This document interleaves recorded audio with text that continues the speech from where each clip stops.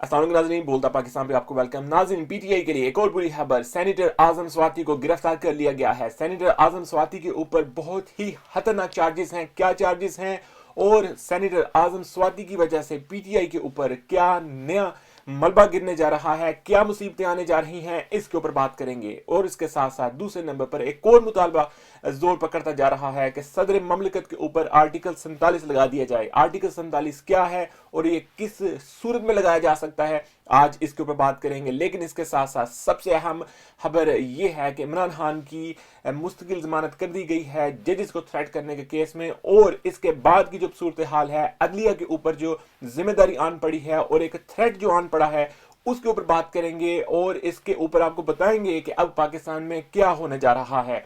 लेकिन नाज़रीन, अगर अभी तक आपने हमारा चैनल सब्सक्राइब नहीं किया तो YouTube पर सब्सक्राइब कर दीजिए, और अगर आप Facebook से हमें देख रहे हैं तो काइंडली वहां पर लाइक, शेयर और कमेंट जरूर कर दिया करें। जी नाज़रीन, तो प्रोग्राम का बाकायदा आगाज करते हैं सदर ममलिकत के बारे में। खबर पे कि सदर ममलिकत के बारे में चामुगोइयां शुरू हो चुकी हैं कि उनके ऊपर आर्टिकल 47 लगा दिया जाए। अब आर्टिकल 47 है क्या? नाज़रीन, आइन के मुताबिक आर्टिकल 47 सदर ममलिकत पर उस सूरत में लगाया जा सकता है अगर वो अपना ज़हनी तवाज़ुन खो बैठे। अब सदर आरिफ अलवी के बारे में ये क्यों कहा जा रहा है कि वो अपना ज़हनी तवाज़ुन खो बैठे हैं, ये मैं आपको बताता हूँ।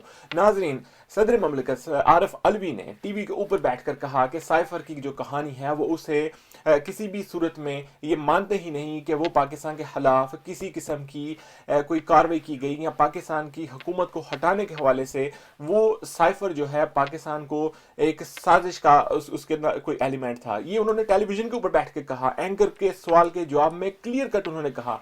लेकिन जैसे ही ये चीज़ उनकी जमात को पता चली और उसके बाद इमरान खान की तरफ से उन्हें बाकायदा तौर पर गालियां पड़ी, और बताया जाता है कि इमरान खान की तरफ से पहले एक फ़ोन कॉल आई, उसके बाद वहाँ से इमरान खान की तरफ से कुछ लोग वहाँ पर आए, वहाँ सदर के अंदर आकर उन्होंने बाकायदा तौर पर सदर के लत्ते लिए। और उसके बाद फिर सदर ममलिकत ने टीवी चैनल्स के ऊपर और अखबारात के ऊपर आकर बयान देने शुरू कर दिए कि मैंने तो ये कहा ही नहीं, मेरा ये जो बयान था ये सियाको सुबाक से हटकर कहा गया था।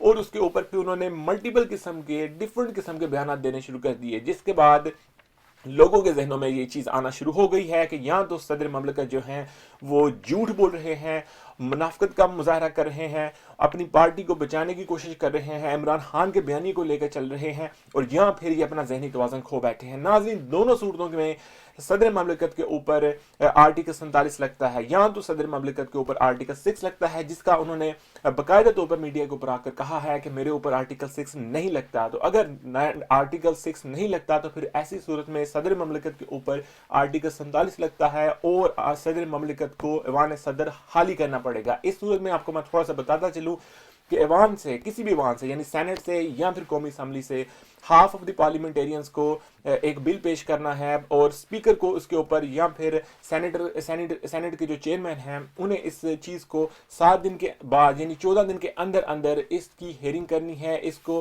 बिल को पेश करना है, इसके ऊपर बहस होगी। और उस बहस के बाद अगर ये प्रूव हो जाता है कि सदर ममलिकत के ऊपर या तो आर्टिकल 6 लग रहा है या फिर आर्टिकल 47 लग रहा है, उसके बाद सदर ममलिकत का जो मामला है वो रफा दफा हो सकता है। इसके ऊपर बड़ी डेवलपमेंट आ सकती है अगर ये पार्टीज जो हैं इस चीज़ को इसके ऊपर बाकायदा एक्शन लेती हैं, और इस चीज़ को बाकायदा तौर पर अगर सदर ममलिकत इसके ऊपर माफ़ी नहीं मांगते और अपनी जो पोजीशन है उसे वाज़ेह नहीं करते, तो मैं समझता हूँ कि आर्टिकल 47 लगाकर सदर आरिफ अलवी को हटाया जाना चाहिए और वहाँ पर किसी ऐसे शख्स को आना चाहिए जो बिल्कुल न्यूट्रल हो और जिसका पाकिस्तान के आइन के साथ वाबस्तगी हो, और वो पाकिस्तान के आइन को मद्देनजर रखे, ना कि किसी पार्टी को अपने सर पर बैठा के रखे। दूसरे नंबर पर बात करते हैं नाज़रीन आजम स्वाति के बारे में। आजम स्वाति को आज सुबह गिरफ्तार किया गया है उनकी रिहाइशगाह से। अब आजम स्वाति हैं कौन?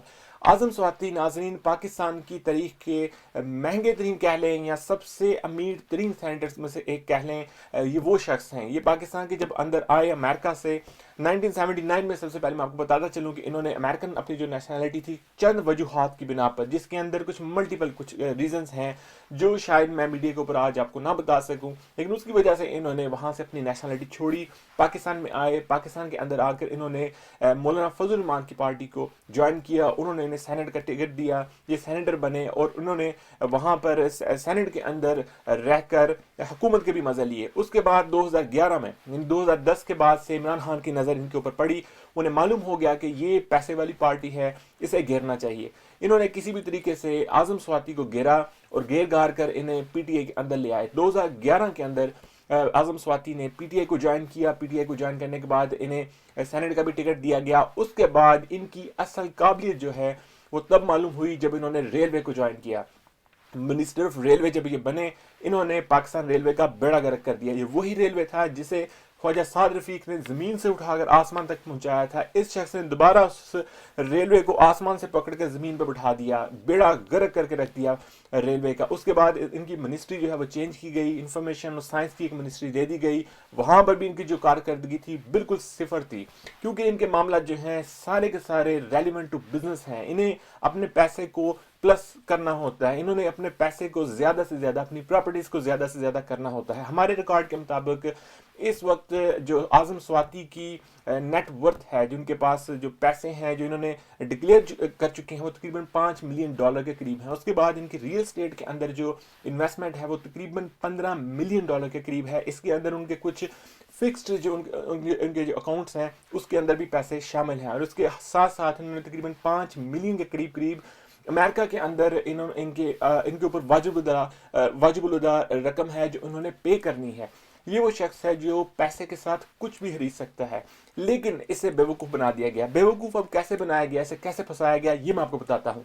नाज़रीन, जब इमरान खान ने जजेस के ऊपर कार्रवाई करनी शुरू की, हर एक के ऊपर उसने बातें की, पाकिस्तान के जो जजेस हैं उनको उसने टारगेट किया, पाकिस्तान के जर्नलों को टारगेट किया, पाकिस्तान के सियासतदान को टारगेट किया।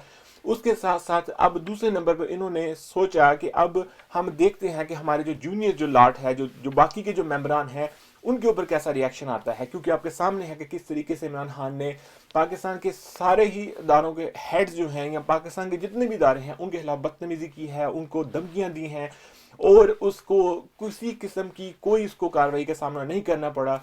इसी चीज़ को देखते हुए अब इन्होंने इसे नेक्स्ट लेवल पर लाने की कोशिश की, और उसके अंदर इन्होंने आज़म स्वाति का नाम सोचा, क्योंकि ये समझते थे कि आज़म स्वाति एक अमीर तरीन इंसान है, इसके एस्टेब्लिशमेंट के ताल्लुकात भी अच्छे हैं, तो देखते हैं कि क्या होता है। इसी तनाज़र में इन्होंने उससे एक ट्वीट करवाया। उस ट्वीट के मुताबिक आज़म स्वाति ने बराह रास्त जनरल बाजवा का नाम भी लिया और उनके ऊपर इल्ज़ाम भी लगा दिया और उन्हें ड्रैग करने की कोशिश की। जो हमजा शहबाज और शहबाज शरीफ का जो फैसला आया है जिसमें उनकी बरियत हुई है, जिसमें उनके ऊपर 16 अरब का एक झूठा इल्ज़ाम था, उसको इस शख्स ने नथी कर दिया पाकिस्तान की फ़ौज के साथ, पाकिस्तान फ़ौज के चीफ के साथ। उसके बाद इनके खिलाफ कार्रवाई होती है, जिसके अंदर इनको जो वहाँ से FIA का जो इन्वेस्टिगेशन सेल है, वहाँ से अनीसुर-रहमान नाम के जो शख्स हैं उनकी तरफ से ये दरख्वास्त दी जाती है, वो मुद्दई बनते हैं, और इनके ऊपर जो एक्ट लगते हैं वो मैं आपको बताता हूँ। पैका के जो एक्ट हैं 500, 501, 505 और 109, ये दफ़ात जो हैं पाकिस्तान की ताज़ीरात के मुताबिक इस शख्स के ऊपर लगा दी गई हैं। इसे गिरफ्तार कर लिया गया है और आज सुबह इसके खिलाफ 2 रोज़ का जो जिस्मानी रिमांड है वो दे दिया गया है। आज़म स्वाति ने थोड़ा सा जो एक टाइम मिला मीडिया के सामने, उसमें आकर उसका कहना था कि मेरे ऊपर टार्चर भी किया गया है, मेरे कपड़े भी फाड़े गए हैं, और अब इसके बाद पाकिस्तान की अवाम की बारी है। नाज़रीन, मैं अब आपको बताता चलूँ कि होने क्या जा रहा है। नाज़रीन, ये जो इन्होंने कहा था कि हम लॉन्ग मार्च करेंगे और लॉन्ग मार्च के अंदर हम बहुत बड़ा एक फसाद पैदा करेंगे, ये ऑटोमेटिकली उस खिड़की के अंदर कैच हो गए हैं। अब ये आज़म स्वाति टाइप के जो बड़े बड़े लोग हैं जिन्होंने फंडिंग करना थी, जिन्होंने पैसा देना था, पैसा फेंकना था, इनसे गलतियां हो गई हैं और ये गिरफ्तार होने शुरू हो गए हैं। इसका जो मलबा गिरने जा रहा है PTI के ऊपर, वो आप देखेंगे कि लॉन्ग मार्च कैंसिल होगा, और अगर लॉन्ग मार्च शुरू भी होगा तो उसके अंदर वो जान नहीं होगी, क्योंकि उसके अंदर अब पैसा नहीं रहा। बाहर से जो आने वाली फंडिंग थी वो बंद हो चुकी है। जितने भी इनके जो सपोर्ट करने वाले लोग थे, पैसा फेंकने वाले लोग थे, वो तितर-बितर हो गए हैं या उनकी गिरफ्तारी शुरू हो गई हैं। आज़म स्वाति सिर्फ अकेला नहीं था, इसके साथ और बड़े बड़े सपोर्टर थे जो इसकी गिरफ्तारी के बाद अब पीछे हटना शुरू हो जाएंगे, और जब वो पीछे हटेंगे पार्टी फंडिंग के बगैर पार्टी आगे चल नहीं सकेगी, और इसकी वजह से PTI जो है वो बिल्कुल एक टांगा जमात बनकर रह जाएगी। ये मेरे वर्ड्स आप लिख लीजिए कि PTI एक टांगा जमात बनकर रह जाएगी। आगे इलेक्शन है, आगे बड़े बड़े मामला हैं, इमरान खान जो है उनके गिर्द گھیرا اتنا زیادہ تنگ کر دیا گیا ہے کہ وہ اب چیخیں ماریں گے کہ مجھے جیل میں بند کر دو، مجھے فیس سیونگ دے دو، لیکن انہیں جیل میں بند نہیں کیا جائے گا۔ آج جو دوسرا فیصلہ ہوا جس کے اندر انہیں مستقل طور پہ انہیں ضمانت دے دی گئی ہے جج زیبا چودھری کے معاملے کے اندر، ناظرین وہ ایک طرف تو ان کو ایک فیس سیونگ دی گئی ہے، لیکن دوسری طرف اس کا جو نیگیٹو امپیکٹ ہے وہ میں آپ کو بتاتا ہوں کہ کس طریقے سے یہ جو فیصلہ ہے، یہ جو مستقل ضمانت انہیں دے دی گئی ہے، اس کی وجہ سے عمران خان کے اس کیس کی وجہ سے ججز کو اب تھریٹ ہے، ججز کی جو سیکیورٹی ہے وہ بڑھانی پڑے گی۔ اب ایک عام انسان بھی ججز کے خلاف بات کر سکے گا، ایک عام پولیس آفیسر بھی اپنے خلاف جو ججز کے ریمارکس ہیں اس کے اوپر انہیں گالیاں بھی دے سکتا ہے، انہیں بڑی بڑی باتیں بھی سنا سکتا ہے، لیکن اس کے اوپر پھر وہ حوالہ دے سکے گا کہ کس طریقے سے آپ نے زیبا چودھری کے معاملے کے اندر معافی دی، ہمیں بھی معافی دے۔ ناظرین یہ اتنا بڑا کیس اگزامپل بن گیا ہے جس کی بیس کے اوپر پاکستان کے اندر اب بہت کچھ ہوگا، اور پاکستان کی جو عدلیہ ہے انفارچونیٹلی جو خاص طور پر جو جونیئر ججز ہیں وہ اس فیصلے کی وجہ سے وہ بہت بڑی مصیبت کا شکار ہونے جا رہے ہیں۔ ناظرین ہماری دعا ہے کہ پاکستان کے اندر پاکستان کی جو عدلیہ ہے ان کا وقار قائم رہے، ججز کے خلاف کوئی کسی قسم کی نہ اس طرح کے کوئی نازیبا الفاظ استعمال کرے، نہ ہی اس قسم کی کوئی صورتحال پیدا ہو، لیکن ناظرین جو غلطیاں ہوئی ہیں اس کا خمیازہ بھگتنا پڑے گا۔